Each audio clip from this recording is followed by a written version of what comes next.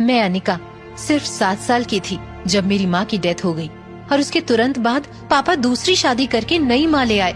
मेरी नई माँ और सौतेली बहन हमेशा मुझसे बुरा बर्ताव करते। मैं बहुत खूबसूरत दिखती थी और इसीलिए मेरी सौतेली माँ अक्सर मुझे मारा करती। फिर जब मैं 15 साल की हुई तो अचानक एक ही महीने के अंदर न जाने कैसे मेरे हार्मोन्स बिगड़ गए और मैं मोटी और भद्दी हो गई। मेरा वजन 120 किलो हो गया था। बाद में मुझे पता चला कि मेरी माँ ने धोखे से मुझे ऐसी दवाइयाँ खिला दी थी जिसकी वजह से मेरे हार्मोन्स बिगड़ गए और मैं मोटी हो गई। हर कोई मेरा मजाक उड़ाता था और कोई लड़का मेरे करीब नहीं आना चाहता था। मैं इतनी डिप्रेस थी कि सुसाइड करना चाहती थी।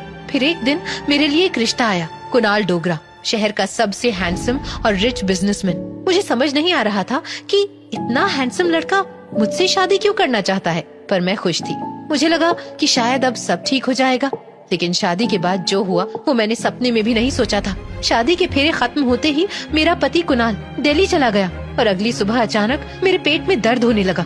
और ये कोई बीमारी नहीं बल्कि एक ऐसी अनहोनी की शुरुआत थी जो आज तक मेरे लिए एक रहस्य बना हुआ है। क्योंकि जब मैं डॉक्टर के पास गई तो डॉक्टर ने जो कहा वो सुनकर मेरे पैरों तले से जमीन खिसक गई। अनिका, तुम सुन रही हो ना मेरी बात? तुम माँ बनने वाली हो अनिका। डॉक्टर के ये शब्द सुनते ही 18 साल की अनिका की कमजोर आंखें एकदम से चौड़ी हो गई। वो समझ नहीं पा रही थी कि वो आखिर प्रेग्नेंट कैसे हो सकती है। जितनी शॉक्ड अनिका थी उतने ही शॉक्ड उसके पापा भी थे, जो डॉक्टर की बात सुनते ही अनिका पर बरस पड़े। अरे तुझ जैसी मोटी से कोई शादी करने को तैयार नहीं था। वो तो मेरी हैसियत देखकर डोगरा खानदान तुझे अपनी बहू बनाने को तैयार हो गया, पर तूने तो मेरी इज्जत मिट्टी में मिलाने की कसम खा रखी है। कल ही तेरी शादी हुई है और आज तू कह रही है कि तू प्रेग्नेंट है। कुणाल तो शादी के तुरंत बाद लंदन चला गया था, तो फिर ये सब कैसे? कहीं शादी से पहले तो तू कुणाल से नहीं मिली थी? नहीं पापा, कुणाल से तो मैं कल पहली बार मिली थी और उसने तो मुझे नजर भर के देखा तक नहीं, छूना तो दूर की बात है। बेशरम, तो फिर कहाँ मुंह काला करके आई है? अरे तेरे जलालत नहीं झेली है मैंने, और अब ये नई मुसीबत। अगर कुणाल और उसके परिवार को पता चल गया तो क्या जवाब देंगे? मैंने कोई गलत काम नहीं किया है पापा। मेरी समझ में नहीं आ रहा है कि ये सब कैसे हो गया। देखा निका, तुझे इस बच्चे को गिराना होगा, वरना हम समाज में कहीं मुंह दिखाने लायक नहीं रहेंगे। पर तभी डॉक्टर ने अनिका के पापा को टोकते हुए कहा, देखिए सर, अनिका 4 महीने की प्रेग्नेंट है, इसीलिए अब अबॉर्शन पॉसिबल नहीं। I am sorry. जल्द ही अनिका की देखभाल के लिए एक नर्स रखी गई। लगातार देखभाल और दवाइयों से अनिका की सेहत में काफी सुधार आया। 4 महीने बीत चुके थे, लेकिन साथ ही साथ उसे ये बात रोमांचक कर रही थी कि उसके अंदर एक नन्ही सी जान पल रही है जो सिर्फ और सिर्फ उसका होगा। अनिका अपनी छोटी सी दुनिया में लगभग सब कुछ भूल चुकी थी। न वो किसी से मिलती, न कोई उससे मिलता।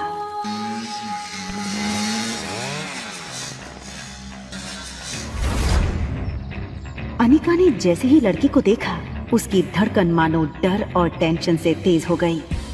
ये लड़का और कोई नहीं बल्कि अनिका का पति कुणाल डोगरा था।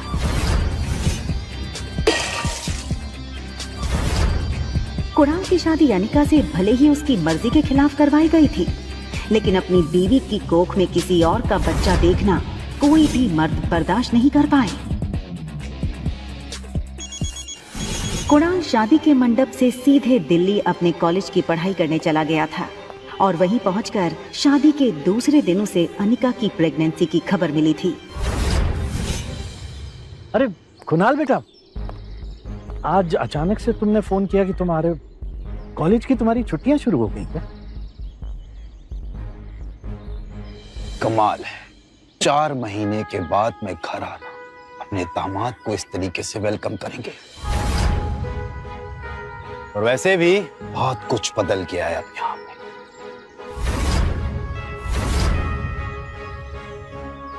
आओ बेटा, अंदर चलकर बात कर। देखो कुणाल, अगर तुम इस शादी को तोड़ना चाहते हो तो मैं समझ सकता हूँ। तुम समझ सकते हो, लेकिन ये बात मेरे बुढ़े दादाजी नहीं समझ सकते। जबरदस्ती इस मोटी से मेरी शादी करा दी और अब वो चाहते हैं कि इसके इस पाप को मैं अपना नाम दे दूं। जब जब इसको देखता हूं ना, ऐसा लगता है एक ऐसे गुनाहों की सजा मिल रही है जो गुनाह मैंने कभी किए ही नहीं। देखो इस बेशरम को कैसे खड़ी है। शादी के फेरे लेते वक्त किसी और का पाप लेकर के खड़ी थी पेट में। क्या लगता है तुझे तेरे इस पाप को मैं अपना नाम दूंगा? कुणाल डोगरा का नाम मिलेगा इसको, सोचना भी मत। पता नहीं किस गटर का कीड़ा है ये। मैं इस शादी को नहीं मानती। ये सुनकर कुणाल और गौतम दोनों ही शॉक थे। देखो बेटा, इस वक्त अनिका की तबीयत ठीक नहीं है, इसकी बातों पर ध्यान मत दो। और रहा सवाल इस बच्चे का, तो उसके पैदा होते ही उसे अनिका से हमेशा के लिए दूर कर दिया जाएगा, मेरा यकीन कर।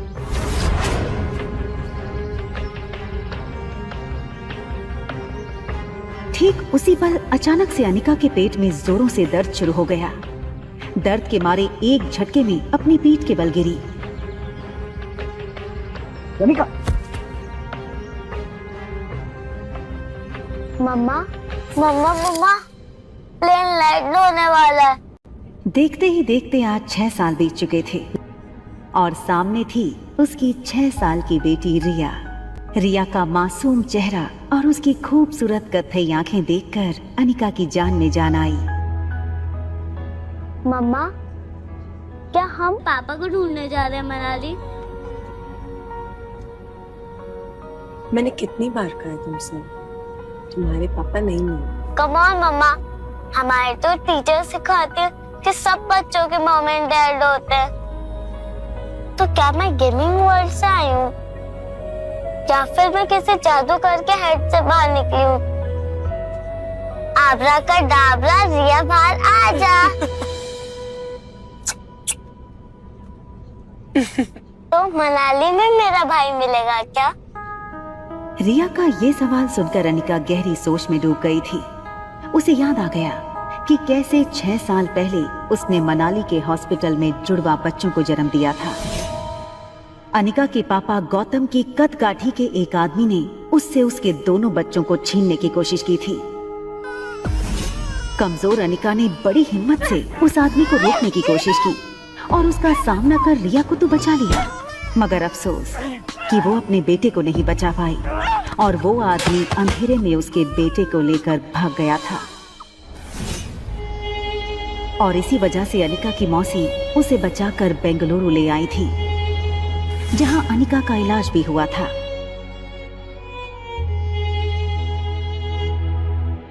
हालांकि इन 6 सालों में अनिका पूरी तरह से बदल चुकी थी।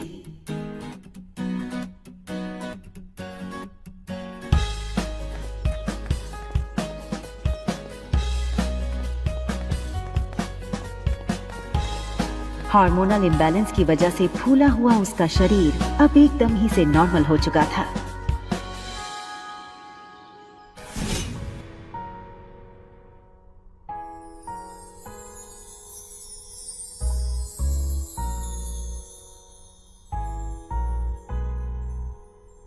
कितनी खूबसूरत लग रही हो तुम। मनाली में तो लोगों के होश उड़ जाएंगे।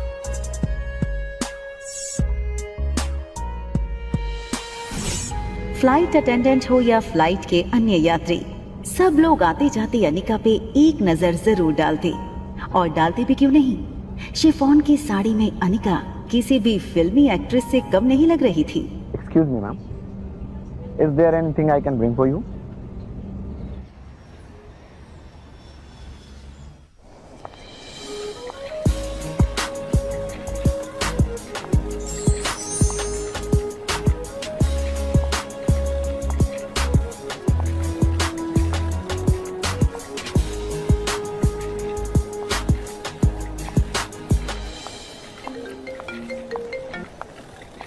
हेलो पा। कुणाल तुम्हें लेने एयरपोर्ट आ रहा है, तुम उसके साथ सीधा घर आना। यहाँ पहुँचते ही तुम्हें 2 पेपर्स पे साइन करना है, एक डिवोर्स पेपर और दूसरा वो। इतना कहकर गौतम अटक गया और फिर कुछ सोचकर उसने आगे कहा, खैर तुम घर आओ, यहाँ पहुँचते ही मैं तुम्हें सब समझाता हूँ।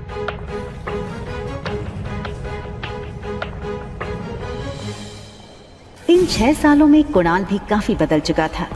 अब वो एक कॉलेज स्टूडेंट नहीं रहा था, बल्कि एक बिजनेसमैन था। आज तक इस दुनिया में किसी भी इंसान को अपने डिवोर्स पे इतनी खुशी नहीं हुई होगी जितनी खुशी मुझे हो रही है आज। कैसे भी करके आज इस मोटी से ना मैं इस डिवोर्स पेपर से साइन करवा लूंगा। आप फिक्र मत कीजिए सर, आज मैं सुबह सुबह माता के दर्शन करके निकला हूँ और मैंने भगवान से प्रार्थना की है कि आज आपकी हर मनोकामना पूरी। आप चिंता मत कीजिए, आज आपके पेपर साइन हो ही जाएंगे। अच्छा सुन, जब जब मैं उस मोटी को देखता हूं ना, मेरा मूड ऑफ हो जाता है। आज मेरा मूड अच्छा है और दिन भी, तो अपना मूड ऑफ नहीं करना चाहता हूं मैं। एक काम कर, घूम के खड़ा हो जाता हूं। भले उसने तुझे नहीं देखा है, तेरे हाथ में जब ये बोर्ड देखेगी तो तेरे पास खुद ब खुद चली आएगी। सीधा कर ले बोर्ड को।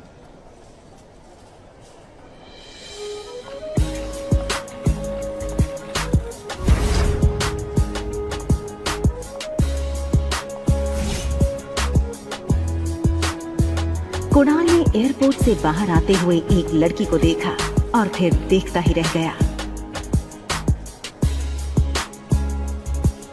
कुणाल बिना वक्त गवाए इस लड़की के सामने आकर खड़ा हो गया। अनिका एक पल के लिए सहम गई और उसे लगा कि पहले की तरह कहीं कुणाल उसकी फिर से इंसल्ट न कर दे, और इसीलिए अनिका सीधे कुणाल को थप्पड़ जड़ देना चाहती थी, मगर वो अपनी बेटी रिया के सामने कोई तमाशा नहीं करना चाहती थी।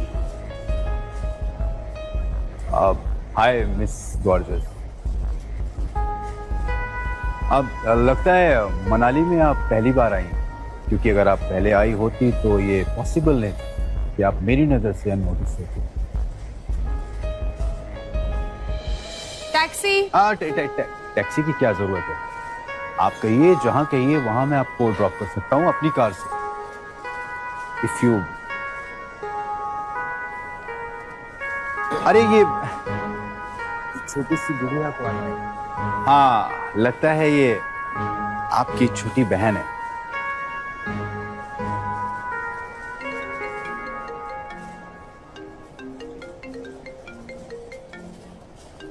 हाँ, क्या तुम्हें अनिका दिखी बेटा? ना दिखने के लिए आपकी बेटी कोई सुई तो है नहीं जो वो दिखेगी नहीं। जब आएगी तो फिर वही तो दिखेगी, या ये कहूं कि जब वो आएगी तो उसके पीछे के लोग भी नहीं दिखेंगे। तो दिखेगी तो बता दूंगा। रखिए। टैक्सी।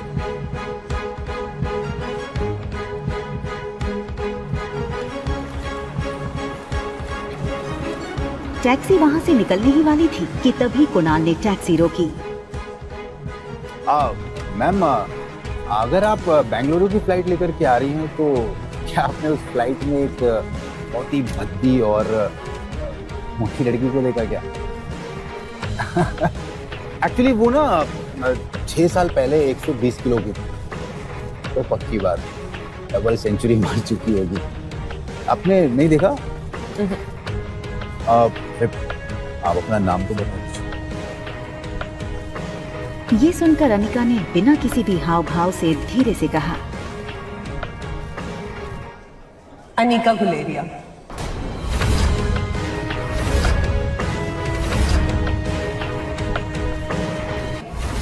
कुणाल ये सुनकर दंग रह गया। आप अनिका गुलेरिया को ही पिक करना आए हो ना?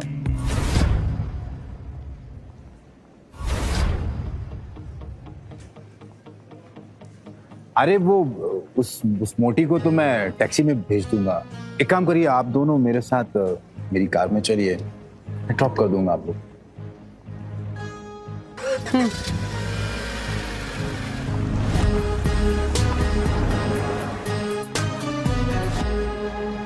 फटाफट इस टैक्सी के पीछे जाकर मैडम का पीछा कर, जाकर के देख मैडम किस होटल में रुकी।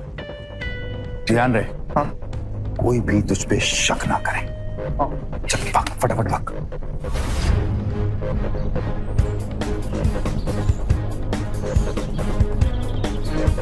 अगले 1 घंटे में अनिका की टैक्सी मनाली की सबसे बड़ी 5 स्टार होटल पैराडाइज इंटरनेशनल में दाखिल हुई।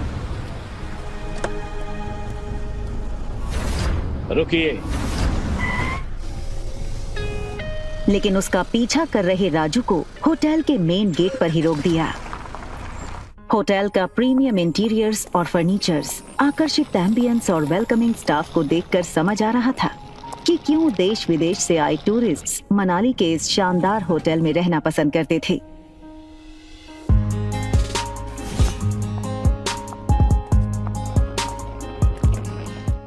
दो ही रूम्स हैं? जी मैम, इस टॉप फ्लोर पे सिर्फ 2 ही लग्जरी अपार्टमेंट्स हैं। एक आपका और दूसरा हमारे होटल के मालिक रोहित मारवा सर का है। प्रेसिडेंशियल स्वीट एक काफी लग्जूरियस अपार्टमेंट था। ये प्रेसिडेंशियल स्वीट हर कोई अफोर्ड नहीं कर सकता था, मगर world famous neuro surgeon doctor Amrita उर्फ अनिका को इससे क्या फर्क पड़ने वाला था। चेंज करो, मैं आ रही।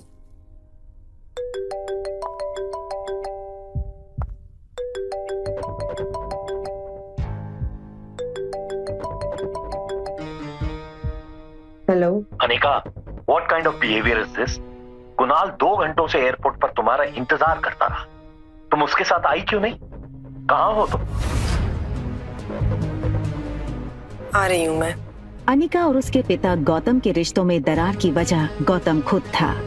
6 साल पहले गौतम ने अनिका से मुंह फेर लिया था और उसकी बेटी रिया को अपनाने से मना कर दिया था। इन 6 सालों में गौतम ने कभी भी अनिका को याद नहीं किया और आज उससे डिवोर्स पेपर साइन करने के लिए बार बार कॉल किए जा रहे हैं। लेकिन डिवोर्स पेपर के साथ साथ गौतम अनिका से कुछ और भी चाहता था। लेकिन क्या? तभी अनिका के फोन पर उसकी असिस्टेंट राजलक्ष्मी का फोन आया। हेलो मैडम, आशा करती हूँ आपकी फ्लाइट सेफ और कंफर्टेबल रही होगी और आपकी नींद भी पूरी हुई होगी। अब ये बताओ, एक्टिंग करने के लिए फोन किया या कोई नई बात बताने के लिए? अरे फिर से वो बिजनेस टाइकून रोहित मारवा का मेल आया था। वो अपनी दादी माँ का इलाज देश की सबसे बड़े न्यूरो सर्जन डॉक्टर अमृता यानी आपसे करवाना चाहता है। इस वक्त तो मनाली में ही है, आप भी मनाली में हैं, तो मैंने सोचा क्या मैं अपॉइंटमेंट फिक्स कर दूं? नहीं नहीं, बिल्कुल नहीं। ये बड़े लोग अपने बड़े बुजुर्गों की चिंता का सिर्फ ढोंग करते हैं। इनका असली मकसद ना कुछ और ही होता है।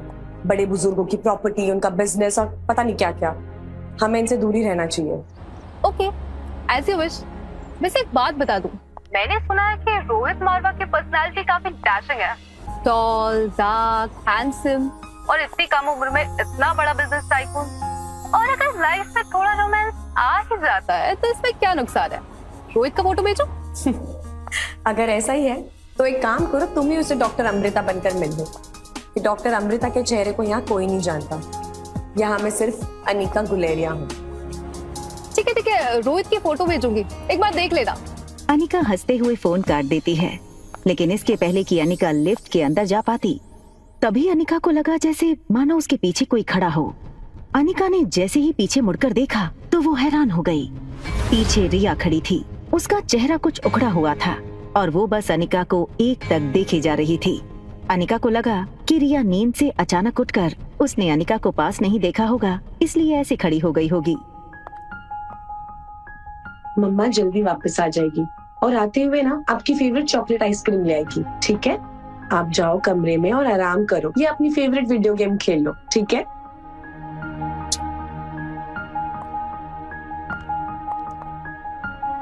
सीधा कमरे में ही जाना, okay? Mamma loves you and she will miss you a lot.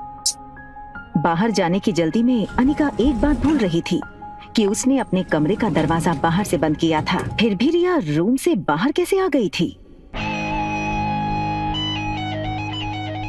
तभी एक टॉल और हैंडसम आदमी होटल के टॉप फ्लोर के कॉरिडोर में तेजी से चलता हुआ आता है। ये आदमी था मारवा इंडस्ट्रीज का सीईओ रोहित मारवा।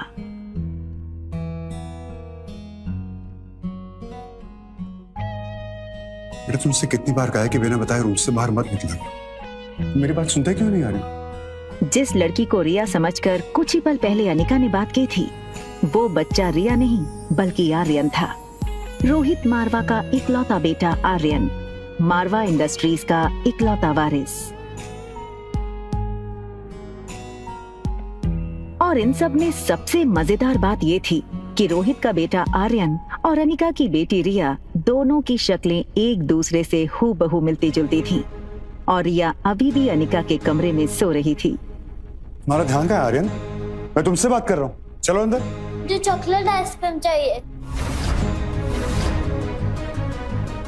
ये सुनकर रोहित थोड़ा हैरान हो गया। हमेशा गुमसुम और गुपचुप रहने वाला आर्यन का बर्ताव आज रोहित को कुछ अजीब लग रहा था।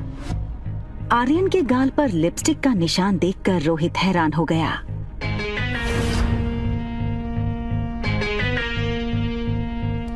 रोहित ने तुरंत सिक्योरिटी चीफ को फोन करके उसके रूम के बाहर का सीसीटीवी फुटेज तुरंत मंगवाया।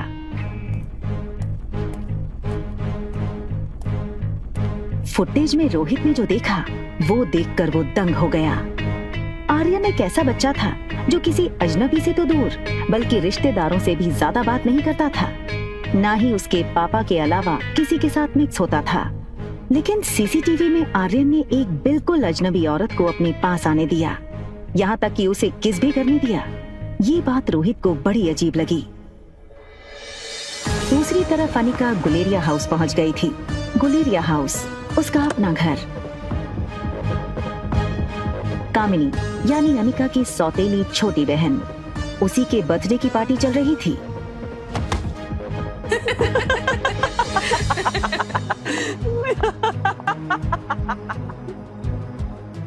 जैसे ही उस लड़की को अनिका ने देखा, उसे याद आया कि वो लड़की उसकी बुआ की बेटी प्रीति है। अगले साल मिस हिमाचल बनोगी और उसके बाद मिस इंडिया। क्या तुम अभी भी कहोगी कि तुम्हारी अनिका दीदी मुझसे ज्यादा खूबसूरत है? हाँ, अनिका दी सबसे ज्यादा सुंदर है।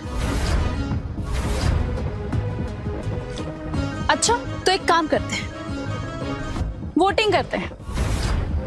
तो आप लोग वोट करोगे इस मोटी और मुझ में ज्यादा खूबसूरत कौन है, ठीक है? ये बात कहकर कामिनी ने अपने एक दोस्त से सिगरेट जलाने का लाइटर लिया और उससे अनिका की फोटो जला दी।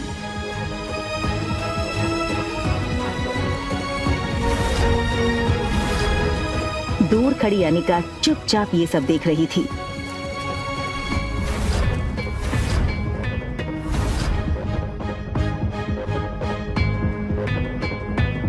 सो गाइस, आप वोटिंग के साथ तैयार हैं? तो बताओ मुझे कितने वोट? कामिनी, कामिनी, कामिनी, कामिनी, कामिनी, कामिनी, कामिनी, कामिनी। बेचारी प्रीति, सारे वोट्स तो मुझे ही मिल गए और तुम हार गई।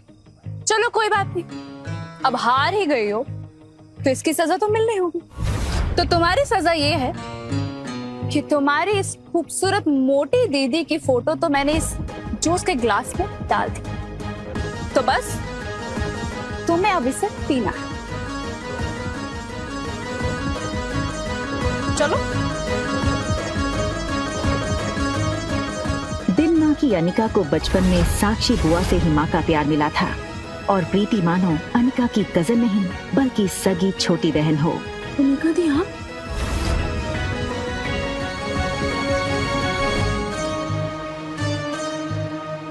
हार और जीत का फैसला खेल खत्म होने के बाद होता है और खेल अभी खत्म नहीं हुआ है।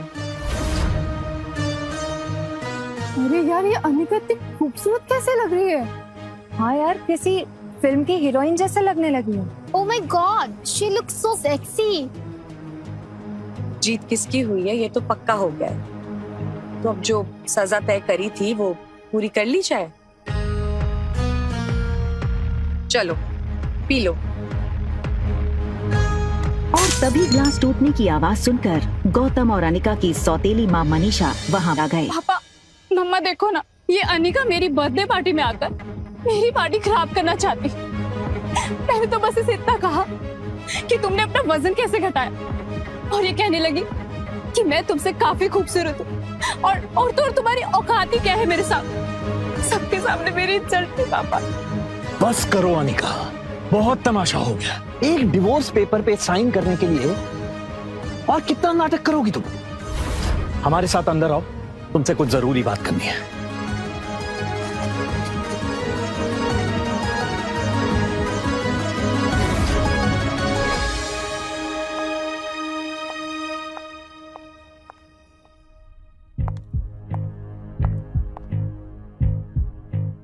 छह साल बाद अपनी बेटी से मिलने की कोई भी खुशी न जताते हुए वो सीधे मुद्दे की बात करना शुरू करते हैं। देखो अनिका, जो हो गया सो हो गया। हमें और परेशान करके तुम्हें क्या मिलेगा? तुम मेहरबानी करके इन दो कागजात पर साइन कर दो। मैं तो सिर्फ डिवोर्स पेपर साइन करने आई थी, ये दूसरे पेपर्स? दरअसल तुमसे डिवोर्स लेने के बाद हम यानी कि मैं और तुम्हारी नई माँ ये चाहते हैं कि कुणाल और कामिनी की शादी हो जाए। कुणाल को भी इस शादी से कोई एतराज नहीं है और कामिनी तो पहले से ही कुणाल को चाहती थी। बस कुणाल के दादाजी की एक ही इच्छा है। दरअसल तुम्हारी माँ के गुजरने के बाद उसकी जो फार्मा कंपनी तुम्हारे नाम हो गई थी, वो कंपनी तुम अपनी छोटी बहन कामिनी को शादी में तोहफे में दे दो। मैंने सारे कागजात तैयार करवा दिए हैं, बस तुम इन पे सिग्नेचर कर दो।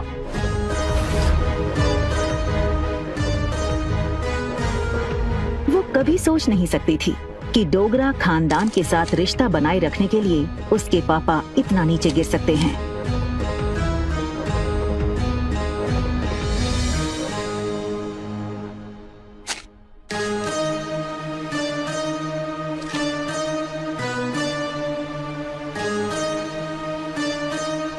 अपना कहलाने को इस दुनिया में इस कंपनी के अलावा मेरे पास कुछ नहीं है।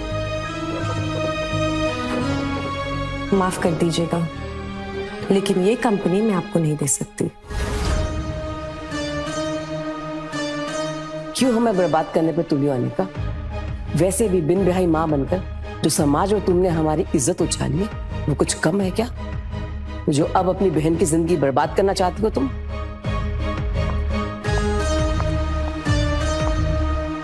तुम्हें क्या लगता है कि अगर तुम कंपनी मेरे नाम नहीं करोगी तो कुणाल मुझसे शादी नहीं करेगा?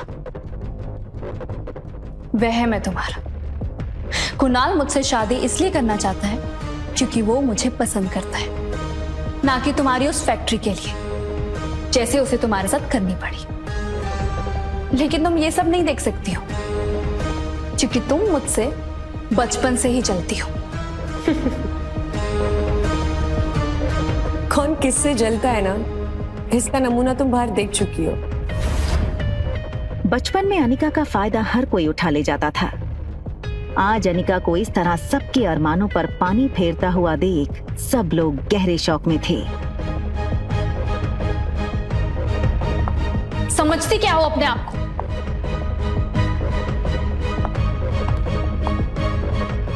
वजन घटाया है तो जुबान लड़ाना भी सीख गई हो क्या? चाहे कुछ भी कह लो, मैं कल भी तुमसे ज्यादा खूबसूरत थी और हमेशा तुमसे ज्यादा खूबसूरत रहूंगी। दिखने में भी आगे और पढ़ने में भी आगे। कुछ ही सालों में मैं डॉक्टर बन जाऊंगी। मुझ जैसी लड़की को छोड़कर कुणाल तुम्हारे पास कभी वापस आ ही नहीं सकता। ठीक है, फिर एक और शर्त लगा ले।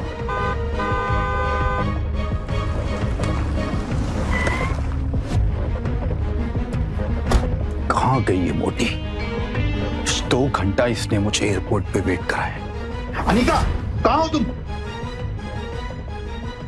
क्या कुणाल अनिका को देख लेगा? आज तो इस मोटी को नहीं छोड़ूंगा। अनिका, किधर है तुम? 2 घंटा इसने मुझे एयरपोर्ट पे वेट कराया। छोड़ूंगा नहीं आज इसे। कुणाल की आवाज सुनते ही कामिनी डर गई। वो नहीं चाहती थी कि कुणाल अनिका का ये बदला हुआ रूप देखे। कुणाल, कुणाल, कुणाल, कुणाल, अंदर मत जाओ। I mean, उस मोटी के मुंह लगकर आज का दिन अपना मूड मत खराब करो, प्लीज। समझती क्या ये लड़की अपने आप को? 2 घंटे तक एयरपोर्ट पे धूप में खड़ा किया इसने मुझे। इसे तो कुणाल, वो दरअसल तुमसे मिलने पर शर्मा रही हो। वो जब गई थी तो उसका वजन 120 किलो था। अब 6 साल बाद वो और मोटी हो गई है, इसलिए। हाँ, देखो कुणाल, आज मेरा बर्थडे है तो मैं आज तुम्हें ऐसा गिफ्ट देना चाहती हूँ जो तुम हमेशा याद रखो। वैसे मम्मी पापा अंदर बैठकर अनिका से डाइवोर्स पेपर पर साइन करवा रहे हैं। यू नो व्हाट, वो तो मान ही नहीं रही थी तो उसको पैसों का लालच दिया तो वो डाइवोर्स पेपर पर साइन करने के लिए राजी हुई। Come with me.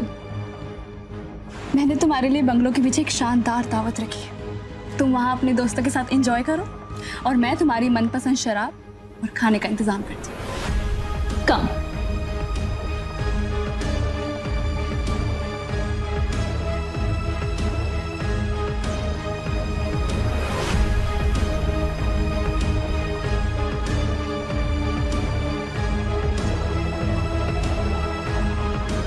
उसी वक्त कुणाल के फोन पर उसके ड्राइवर राजू का मैसेज आया जिसमें लिखा था होटल पैराडाइज इंटरनेशनल। मैसेज पढ़कर कुणाल के चेहरे पर तुरंत ही एक स्माइल आ गई।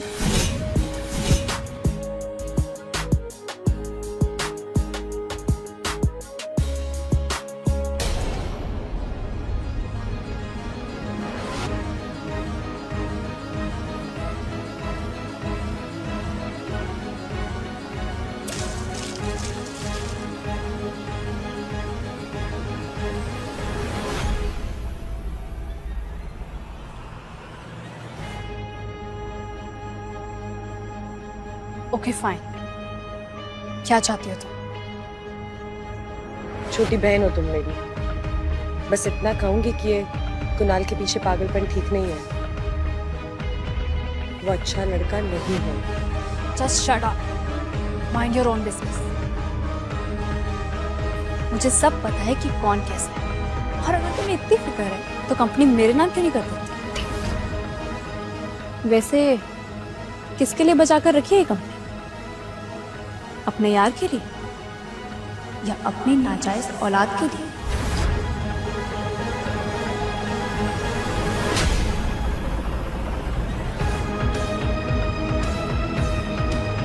खबरदार, अगर मेरी बच्ची को नाजायज कहा तो।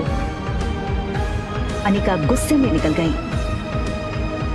तभी वहां भागते हुए प्रीति आई।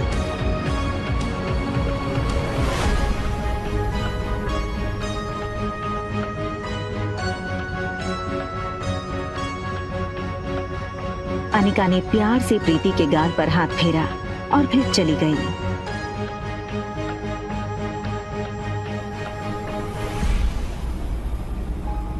अनिका दुनिया में हर चीज से लड़ सकती थी, मगर कोई उसकी बेटी को नाजायज कहे ये उसे बर्दाश्त नहीं था। किसके लिए बचा कर रखी है कंपनी? अपनी नाजायज औलाद के लिए। लेकिन इसके साथ ही उसके पास इस बात का भी कोई जवाब नहीं था कि रिया का बाप था कौन। अनिका आज तक उसकी जिंदगी की इस सबसे बड़ी पहेली को सुलझा नहीं पाई थी। वो ये सब सोच ही रही थी कि तभी अचानक उसे कुछ याद आया। अनिका ने अपनी फार्मा कंपनी के पुराने वफादार मैनेजर मनोज को फोन लगाया। Hello uncle. आज इतने सालों बाद कंपनी के मालकिन ने इस मुलाजिम को याद किया। एक्चुअली बस ये पूछना था कि कंपनी ठीक तो चल रही है ना? बेटा बस यूँ समझ लो, डूबती नाव में बस छेद पकड़ के बैठा हूँ। फिर भी सालाना 4-5 लाख का प्रॉफिट हो जाता है, जो मैं गौतम जी को भिजवा देता हूँ। अगर तुम चाहो तो अगली बार से तुम्हें भेज दूँ। नहीं अंकल, उसकी कोई जरूरत नहीं है। आप अपना ख्याल रखिएगा। आखिर क्या है इस छोटी कंपनी में जो डोगरा साथ धोकर इसके पीछे पड़ गए। पहले मेरे जरिए ये कंपनी हड़पने की कोशिश की और उसी के चलते कुणाल से मेरी शादी करवाई, और अब कामिनी के जरिए ये कंपनी पाना चाहते हैं। लेकिन क्यों? तो कंपनी मेरे नाम क्यों नहीं करती? होटल की तरफ टैक्सी बढ़ी रही थी कि तभी अनिका को याद आया कि उसने अपनी बेटी को एक प्रॉमिस किया था। मम्मा जल्दी वापस आ जाएगी और आते हुए ना आपकी फेवरेट चॉकलेट आइसक्रीम ले आएगी, ठीक है? Mamma loves you and she miss you a lot. लेकिन अनिका इस बात से अनजान थी कि उसने प्रॉमिस रिया को नहीं बल्कि रोहित मारवा के बेटे आर्यन को किया था। होटल पहुंचते ही अनिका की कार को सिक्योरिटी गार्ड्स ने घेर लिया और वो अनिका का रास्ता रोक के खड़े हो गए। ये क्या बदतमीजी है? इस तरह से मेरा रास्ता रोकने का क्या मतलब है? सॉरी मैडम, हमें आपका सामान चेक करना होगा। बैग चेक करो। अनिका को कुछ समझ नहीं आया। उसके पास सिर्फ एक पर्स और चॉकलेट आइसक्रीम थी। Yes sir, it is chocolate ice cream. Anika ने रोहित की फोटो देखी थी, वो उसे तुरंत पहचान गई। What nonsense is this? You can't do this with me. I will call the police right away. Anika की गहरी काली आंखों को देखकर रोहित एक सेकंड भूल गया कि वो क्या कहने आया था।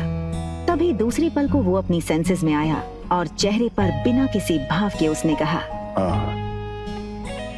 परफेक्ट।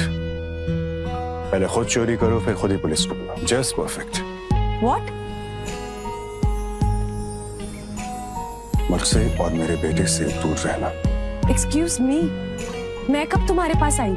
And listen, इस आलीशान होटल के मालिक हो, इसका मतलब ये नहीं है कि अपने गेस्ट के साथ इस तरह बदतमीजी करो। I can sue you in the court, Mr. Rohit Marwa. You know, I knew it. तो तुम जानती हो कि मैं रोहित मारवा हूँ, ये होटल मेरा है। I'm sure तुम ये भी जानती होगी कि मेरे परिवार वाले मेरी शादी करवाना चाहते हैं, लेकिन मुझे मेरे बेटे के लिए सौतेली माँ नहीं चाहिए। इसलिए तुमने शायद प्लान बनाया होगा कि पहले बेटे को फंसा लो, बाप खुद ब खुद कंट्रोल में आ जाओ। क्यों?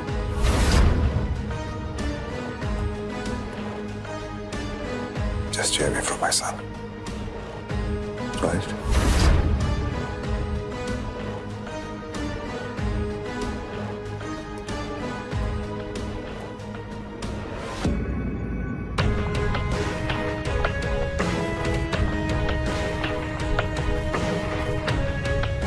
दरवाजा बंद होने ही वाला था कि तभी एक पांव दरवाजे के बीच में आया।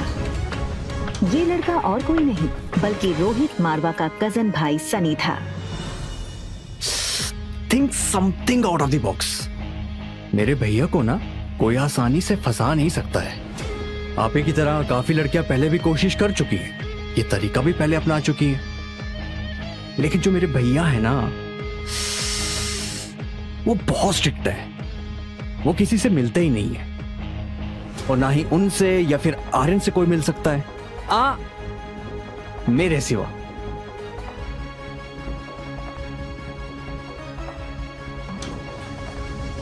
दूसरी तरफ गुलेरिया हाउस में पार्टी लगभग खत्म हो गई थी। आई एम सो हैप्पी कि कुणाल ने आज की पार्टी एंजॉय की।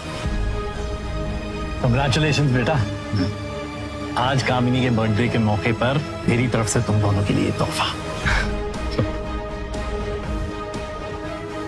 Thank you very much. बहुत जल्द हम तुम दोनों की शादी पक्की कर देंगे।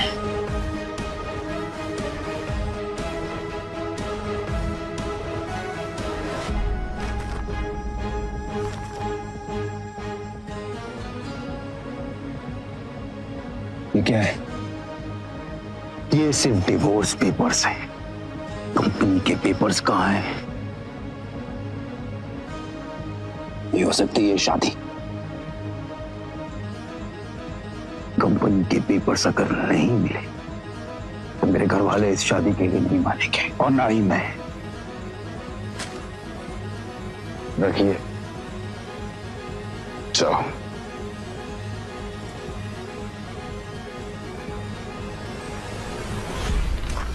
दिल मिलाई अनिका को ये समझ नहीं आ रहा था नीचे लॉबी में उसके साथ क्या हुआ और क्यों हुआ। उसने होटल बदलने का मन बना लिया और रिया को लेने बेडरूम में गई, पर रिया को इस तरह देखकर अनिका का गुस्सा एक सेकंड में शांत हो गया। वो रिया के माथे को चूमती है।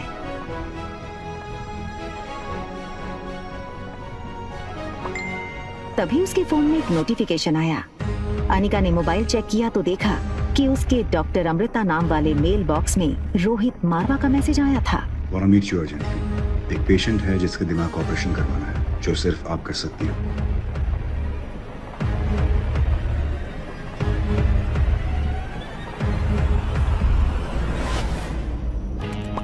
दिमाग का इलाज पहले आपको करवाना चाहिए। वहाँ रोहित डॉक्टर अमृता का मैसेज पढ़कर शॉक हो गया। रोहित को समझ नहीं आया कि डॉक्टर अमृता जैसी बड़ी न्यूरोसर्जन उसे ऐसे क्यों कह रही थी। रोहित ने अपनी कंपनी के आईटी हेड सैम को फोन लगाया। Hello Sam. Yes sir. Is there anything I can do for you sir? Yes, मेरे ऑफिशियल मेल अकाउंट पर अभी डॉक्टर अमृता का मेल आया है। पता करो वो मेल की लोकेशन कहाँ है। बस give me some time. Yes sir. भैया जल्दी आइए, आर्यन को कुछ हो गया है।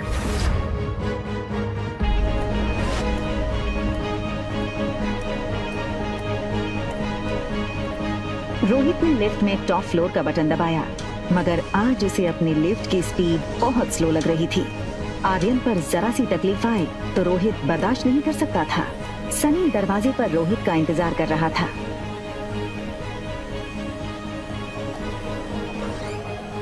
ऐसा क्या देख लिया रोहित ने जिससे वो हैरान रह गया?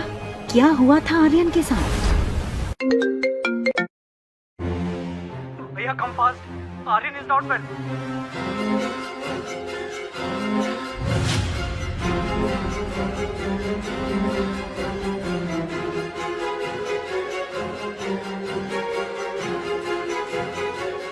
सनी दरवाजे पर रोहित का इंतजार कर रहा था।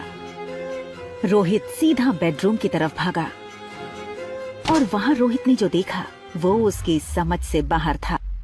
आर्यन गहरी नींद में था और वो नींद में एक ही चीज बोले जा रहा था, मम्मा, चॉकलेट आइसक्रीम, मम्मा, चॉकलेट आइसक्रीम।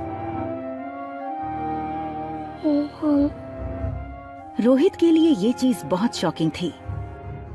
रोहित ने आर्यन को माँ और बाप दोनों का प्यार दिया था, फिर आज ये अचानक आर्यन नींद में अपनी माँ को क्यों याद कर रहा था? ब्रो, मैंने ना इंटरनेट पे एक वीडियो देखा था जिसमें एक लेडी 7 साल के बच्चे को ये यकीन दिलाती है कि पिछले जन्म में वो उसका बेटा था और वो बच्चा अपनी असली माँ को छोड़कर उस लेडी के साथ चला जाता है। तुम कहना क्या चाहते हो? ब्रो, वो सामने वाली ब्यूटीफुल सी दीदी, उनसे मिलने के बाद आर्यन का बिहेवियर काफी चेंज हो गया है। तुमसे कितनी बार कहा है कि टेक्नोलॉजी का सही इस्तेमाल किया करो। दिन भर या तो वीडियो गेम्स खेलते रहते हो या फिर ये वाहियात वीडियोस देखते रहते हो। तुम्हारे भी सोने का वक्त हो गया, जाके सो जाओ। सनी की बात रोहित के दिल में शक गड़ा चुकी थी। क्या सचमुच वो लड़की आर्यन के इमोशंस के साथ खेलकर उस तक पहुंचना चाहती थी, या वो सिर्फ एक कोइंसिडेंस था? एक तरफ आर्यन के मुंह से मम्मी सुनकर रोहित परेशान था और दूसरी तरफ अनिका सोच रही थी कि आखिर उसके खोए हुए बेटे को कैसे ढूंढे, किससे मदद मांगे। क्या आप भी जानना चाहेंगे कैसे हुई अनिका शादी के 24 घंटे में ही 4 महीने प्रेग्नेंट, वो भी किसी लड़के के छुए बिना? क्या वाकई में कुणाल जानता है अनिका की प्रेगनेंसी का राज?